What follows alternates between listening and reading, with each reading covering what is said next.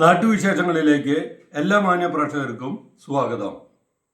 മഹാഭാരതത്തിലൂടെ ഒരു തീർത്ഥാടനം എന്ന പ്രഭാഷണ പരമ്പരയുടെ ഈ ആഴ്ചയിലേക്ക് എല്ലാവരെയും പ്രത്യേകം ക്ഷണിച്ചുകൊള്ളുന്നു. നമസ്കാരം. മഹാഭാരതത്തിലൂടെ ഒരു തീർത്ഥാടനം 13ാം ഭാഗത്തേക്ക് എല്ലാ പ്രിയപ്പെട്ടവർക്കും വീണ്ടും സ്വാഗതം. ഓരോ ദിവസവും കടന്നു പോകുന്നത് യുദ്ധത്തിൻ്റെ ഭീകരമായ വാർത്തകൾ കേട്ടുകൊണ്ടാണ്. കുഞ്ഞുങ്ങളടക്കമുള്ള നിരപരാധികൾ ബോംബുകളാലും മിസൈലുകളാലും സംഹരിക്കപ്പെടുന്ന ദിവസങ്ങൾ. നാം ആലോചിച്ചിട്ടുണ്ടോ ആർക്ക് വേണ്ടിയാണ് യുദ്ധം? ഓരോ രാഷ്ട്രങ്ങളും അവരുടെ വരുമാനത്തിൻ്റെ പകുതിയിലധികം യുദ്ധോപകരണങ്ങൾ വാങ്ങുവാനാണ് ഉപയോഗിക്കുന്നത്. നമുക്കറിയാം, ഒരു കടയിൽ സാധനങ്ങൾ വീണ്ടും വീണ്ടും മേടിക്കണമെങ്കിൽ ആ കടയിലെ സാധനങ്ങൾ ചെലവഴിച്ചു പോകണം. അതുപോലെ യുദ്ധോപകരണങ്ങളിൽ വീണ്ടും കച്ചവടം ഉണ്ടാകണമെങ്കിൽ യുദ്ധം ഉണ്ടായേ മതിയാകും. അപ്പോൾ ഒരു കച്ചവട താല്പര്യമാണ് ഈ യുദ്ധത്തിൻ്റെ പിന്നിൽ ഉള്ളതെന്ന കാര്യത്തിൽ യാതൊരു സംശയവുമില്ല. വലിയൊരു കച്ചവടം, യുദ്ധ ഉപകരണങ്ങളുടെ കച്ചവടം. ആർക്കിതുകൊണ്ട് ഗുണം? ഓരോ രാജ്യത്തെയും ജനങ്ങൾക്കും അവരുടെ ജീവനും അവരുടെ സ്വത്തിനും അവകാശം കൊടുക്കേണ്ട ഭരണകൂടങ്ങൾ യുദ്ധം നടക്കുമ്പോൾ അവരുടെ ജീവൻ സംരക്ഷിക്കാൻ സാധിക്കുന്നുണ്ടോ? എത്രയധികം ബാല്യങ്ങൾ പിന്നിട്ട് എത്രയധികം കാര്യങ്ങൾ ഈ നാടിനു വേണ്ടി ചെയ്യേണ്ട കുഞ്ഞുങ്ങളടക്കമുള്ളവർ അവിടെ മരിച്ചു വീഴുകയാണ്. ലോക മനസ്സാക്ഷി നമ്മൾ അതിലേക്കൊന്നും പോകേണ്ട കാര്യമില്ലേ? മഹാഭാരതവും വർഷങ്ങൾക്ക് മുമ്പ്, അതായത് 5000-ൽ പരം വർഷങ്ങൾക്ക് മുമ്പ് ഭാരതീയ സംസ്കാരത്തിൽ നിന്ന് പിറന്ന മഹാഭാരതം എന്ന ഗ്രന്ഥം നമ്മളെ കാണിച്ചു തന്നത് അതാണ്. യുദ്ധത്തിൻ്റെ വിന. യുദ്ധമൊന്നും ഉണ്ടാക്കുന്നില്ല. നമുക്കറിയാം, യുദ്ധം നടക്കുന്ന രാജ്യത്തെ ഭരണാധികാരികളായിക്കൊള്ളട്ടെ ജനങ്ങളായിക്കൊള്ളട്ടെ ഉറക്കമില്ലാത്ത ദിവസങ്ങളാണ് വരട്ടെ. കാരണം ഭരണാധികാരികളെ സംബന്ധിച്ച് അടുത്ത രാജ്യത്തിന് എത്രയധികം മാരകമായ വിപത്തിനെ സൃഷ്ടിക്കാൻ പറ്റും എന്നതിനെക്കുറിച്ചുള്ള ആലോചനകൾ മൂലം ഉറക്കം നഷ്ടപ്പെടുകയും, എന്നാൽ ജനങ്ങൾക്ക് തങ്ങളുടെ ജീവൻ നാളെ ഉണ്ടാകുമോ, നാളെ രാവിലെ എഴുന്നേൽക്കുമ്പോൾ ഭാര്യയെയും മക്കളെയും അമ്മയെയും അച്ഛനെയും കാണാൻ സാധിക്കുമോ എന്ന ആശങ്കയിൽ നേറി ഉറക്കം നഷ്ടപ്പെട്ടുകൊണ്ടിരിക്കുകയാണ്. അപ്പോൾ ലോക മനസ്സാക്ഷി തന്നെ ചോദ്യം ചെയ്യേണ്ടേ, ഇത്തരത്തിലുള്ള യുദ്ധം ആർക്ക് വേണ്ടി?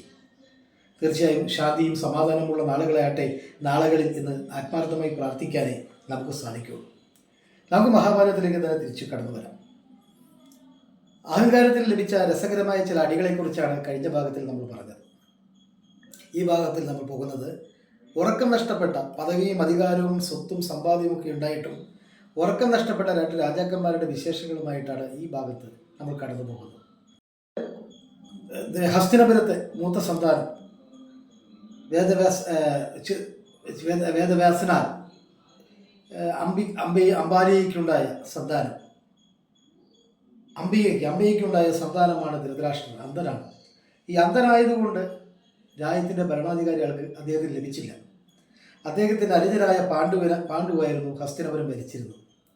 ഒരു മുനിയുടെ ശാപത്തെ തുടർന്ന് പാണ്ഡു കാട്ടിലേക്ക് പോയി. അങ്ങനെ വന്നപ്പോൾ രാജ്യം ഭരിക്കാൻ അധികാരിയില്ല, അന്ധനാണെങ്കിലും കുഴപ്പമില്ല, അദ്ദേഹത്തിന് കൊടുക്കാം എന്ന രീതിയിൽ ധൃതരാഷ്ട്രരെ രാജാവാക്കി.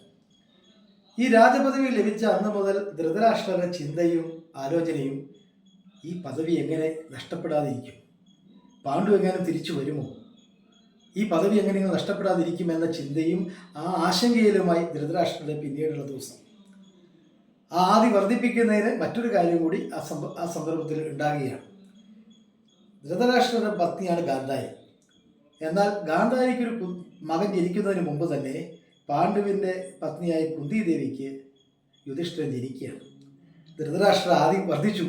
മൂത്ത സന്താനമാണ് രാജ്യത്തെ, ഇയാൾ രാജാധികാരം കൊടുക്കേണ്ടി വരും, എൻ്റെ മക്കൾക്കൊന്നും കൊടുക്കാൻ സാധിക്കില്ലല്ലോ എന്ന ചിന്തയും ടെൻഷനുമായി ധൃതരാഷ്ട്രൻ. ഇത് കഴിഞ്ഞ് പാണ്ഡുവിൻ്റെ മരണശേഷം ഹസ്തിനപുരത്തേക്ക് പാണ്ഡുവിൻ്റെ മക്കളെയും കൂട്ടി കുന്തിദേവി എത്തിക്കഴിഞ്ഞപ്പോൾ തീർന്നു ധൃതരാഷ്ട്രൻ്റെ സമാധാനം. ആ വൃദ്ധനായ രാജാവ് ആകെ അസ്വസ്ഥനായി, ആശങ്കപ്പെട്ടു. തൻ്റെ മക്കളുടെ അധികാരമൊക്കെ പാണ്ഡവർ കൊടുക്കേണ്ടി വരുമല്ലോ.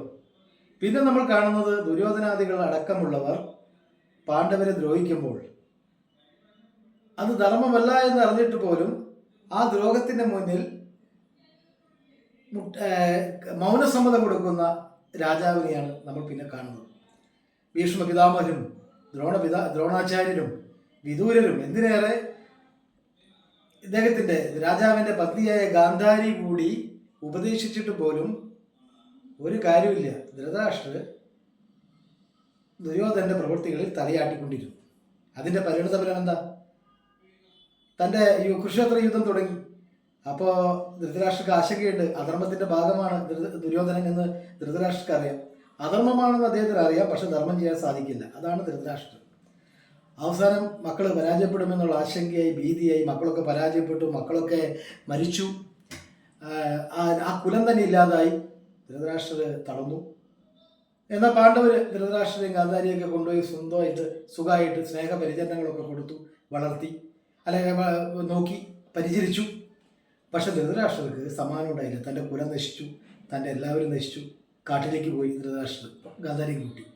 ആ കാട്ടിൽ പോയി അദ്ദേഹത്തിൻ്റെ ജീവിതം അവസാനിക്കുകയാണ്. ആ ജീവിതത്തിൻ്റെ തുടക്കം മുതൽ അവസാനം വരെ ഉറക്കമില്ലാതെ ആശങ്കപ്പെട്ട് ആദിപ്പെട്ട് സംഘർഷങ്ങൾ നിറഞ്ഞ മനസ്സോടുകൂടി ധൃതരാഷ്ട്രർ ഈ ഭൂമിയിൽ നിന്ന് പോയി. രാജാവുണ്ട്. ഈ മഹാഭാരതത്തിൽ തന്നെ ഉറക്കം നഷ്ടപ്പെട്ട മറ്റൊരു രാജാവിലേക്ക് കൂടി നമുക്ക് പോകാം. വേറെ ആരുമല്ല, ഇന്ദ്രപ്രസ്ഥത്തിൻ്റെ ഭരണാധികാരിയായ യുധിഷ്ഠിര ചക്രവർത്തി. അദ്ദേഹം ചൂതുകളിയിലൊക്കെ തോറ്റു. തൻ്റെ ഭാര്യയെയും തൻ്റെ സഹോദരങ്ങളൊക്കെ ഒരുമിച്ച് പോവാണ് കാട്ടിലേക്ക് പോകുമ്പോൾ ആളുടെ ചിന്ത താൻ മൂലമാണല്ലോ എൻ്റെ ഭാര്യയ്ക്ക് എൻ്റെ സഹോദരങ്ങൾക്ക് ഇത്തരത്തിലുള്ള ഒരു അപകടം വന്നത്, ഞാൻ മാത്രമാണല്ലോ അതിന് കാരണക്കാരൻ എന്ന ചിന്ത. ആ ചിന്തയോടൊപ്പം തന്നെ നഷ്ടപ്പെട്ട രാജ്യം എങ്ങനെ നേടിയെടുക്കും, നഷ്ടപ്പെട്ട രാജ്യം പിടിച്ചെടുക്കാൻ പറ്റുമോ, യുദ്ധം ചെയ്യാൻ പറ്റുമോ, മഹാരഥന്മാരായ ഭീഷ്മരോടും ദ്രോണരോടും കർണരോടും ഒക്കെ പൊരുതാൻ പറ്റുമോ, ഇങ്ങനെയുള്ള ചിന്തയും ആശങ്കയുമായിരുന്നു യുധിഷ്ഠിരൻ. കുരുക്ഷേത്ര യുദ്ധം തുടങ്ങിയപ്പോഴും പേടിയാണ്. പക്ഷെ യുദ്ധം കഴിഞ്ഞ് വിജയിച്ചു, ചക്രവർത്തിയായി. പക്ഷെ ചക്രവർത്തിയായി കഴിഞ്ഞപ്പോൾ എന്താ സ്ഥിതി? വേറൊന്നുമല്ല, താൻ ആരെയാണോ ഏറ്റവും കൂടുതൽ ദ്രോഹിച്ചത് അല്ലെങ്കിൽ വെറുത്തത്, താൻ ആരെയാണോ ഏറ്റവും കൂടുതൽ ആരുടെ മരണമാണോ ആഗ്രഹിച്ചത്, താൻ ആരെയാണോ സ്വപ്നത്തിൽ ഉറക്കം നഷ്ടപ്പെട്ട് സ്വപ്നം കണ്ട് പേടിച്ച് നിലവിളിച്ചത്, ആ കർണൻ തൻ്റെ സഹോദരനാണെന്ന പറഞ്ഞ നിമിഷം യുധിഷ്ഠിരൻ തളരുകയാണ്, തളർന്നു വീഴുകയാണ്.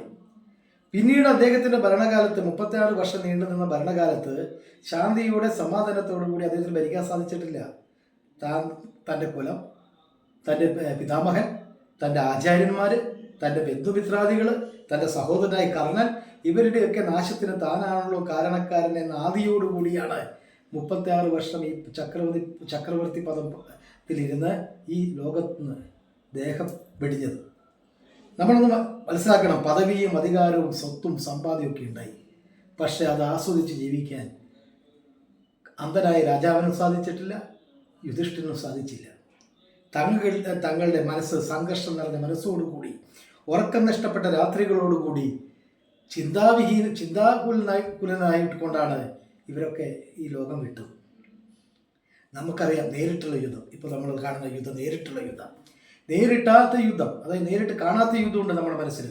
അധികാരത്തിന്, പദവിക്ക്, സന്തോഷത്തിന്, അതുപോലെ തന്നെ മറ്റുള്ളവരെ തൊട്ട് അയൽവക്കത്തുകാരൻ നന്നായ അതിൽ വരുന്ന അസൂയ, അങ്ങനെ ഒട്ടനവധി ഹീനമായ ആ ചിന്തകൾ നമ്മുടെ മനസ്സിൽ വന്ന് മനസ്സിലും സംഘർഷം ഉണ്ടാക്കുന്നുണ്ട്, മനസ്സിലും യുദ്ധം ഉണ്ടാക്കുന്നുണ്ട്. അപ്പോൾ നേരിട്ടുള്ള യുദ്ധമുണ്ട്, നേരിട്ട് കാണാൻ പറ്റാത്ത നമ്മുടെ മനസ്സിൽ തങ്ങി നിൽക്കുന്ന യുദ്ധമുണ്ട്. ഈ യുദ്ധമൊക്കെ നമ്മുടെ മനസ്സിനെ അശാന്തിയിലേക്ക് കൊണ്ടുപോകുള്ളൂ. ശാന്തവും സമാധാനവുമായ ജീവിതം ആഗ്രഹിക്കുന്നുണ്ടെങ്കിൽ നമുക്കറിയാം, ചെറിയൊരു കാലഘട്ടം മാത്രമാണ് ജീവിതം. 70 വയസ്സോ 80 വയസ്സോ 90 വയസ്സോ. ഇപ്പം 80 വയസ്സെന്ന് പറഞ്ഞാൽ അല്ലെങ്കിൽ 90 വയസ്സെന്ന് പറഞ്ഞാൽ നമ്മളത് കണക്ക് കൂട്ടി നോക്കിയാൽ വളരെ രസകരമാണ്. 1000-ഓളം മാസങ്ങളേ ഉള്ളൂ. 1000-ഓളം മാസങ്ങൾ എന്ന് പറഞ്ഞാൽ 30,000-ഓളം ദിവസങ്ങളേ ഉള്ളൂ നമ്മുടെ ജന്മം. ആ ജീവിതത്തിൽ ശാന്തിയോടും സമാധാനത്തോടും ദൈവം നൽകിയ പ്രപഞ്ചത്തിൻ്റെ സുഖസൗകര്യങ്ങൾ സന്തോഷത്തോടു കൂടി അനുഭവിച്ചുകൊണ്ട് പോകണമെങ്കിൽ ഏറ്റവും പ്രധാനം നേരിട്ടുള്ള, അല്ലെങ്കിൽ രാജ്യങ്ങൾ തമ്മിലുള്ള യുദ്ധത്തേക്കാൾ നേരിട്ടുള്ള തല്ലിനെയും അടിയേക്കാളും അപ്പുറം നമ്മുടെ മനസ്സിൽ ശാന്തിയും സമാധാനവും നിലനിർത്താൻ സാധിക്കണം. തീർച്ചയായും അങ്ങനെയുള്ള അവസ്ഥയിലേക്ക് നമുക്ക് എത്താൻ സാധിച്ചാൽ നമുക്ക് കിട്ടിയ ജന്മം പൂർണ്ണമായി എന്ന് പറയാൻ സാധിക്കും. ഞാൻ നേരത്തെ യുദ്ധത്തിലേക്ക് തന്നെ നമുക്ക് തിരിച്ചു പോകാം. മഹാഭാരതം കാണിച്ചു തന്നു 5000 വർഷങ്ങൾക്ക് മുമ്പ്. ഇങ്ങനെയാണ് യുദ്ധം. യുദ്ധത്തിന് അനന്തരഫലം വെറും ശൂന്യതയാണ്, വെറും വട്ടപൂജ്യമാണ് എന്ന് മഹാഭാരതം നമുക്ക് തെളിയിച്ചു തന്നിട്ടുണ്ട്. നമ്മളൊന്ന് എടുത്തു നോക്കുക, ലോകരാജ്യങ്ങൾക്കിടയിൽ പലപ്പോഴും യുദ്ധമുണ്ടായിട്ടുണ്ട്. യുദ്ധം നടന്ന ഒരു രാജ്യവും നന്നായിട്ടില്ല, നശിക്കുകയാണ് ചെയ്തിട്ടുള്ളത്. ഹിരോഷിമയും നാഗസാക്കിയും ഒക്കെ ചരിത്രത്തിൽ ഇന്ന് മായാതെ കിടക്കുകയാണ്. അവിടുത്തെ ജനവിഭാഗങ്ങൾ അനുഭവിച്ച ബുദ്ധിമുട്ടുകൾ. അപ്പോൾ തീർച്ചയായും ഈ മനസ്സ് ശാന്തമായൊരു ലോകമുണ്ടാകട്ടെ, അതുപോലെ ശാന്തമായൊരു മനസ്സിൻ്റെ ഉടമകളാകട്ടെ.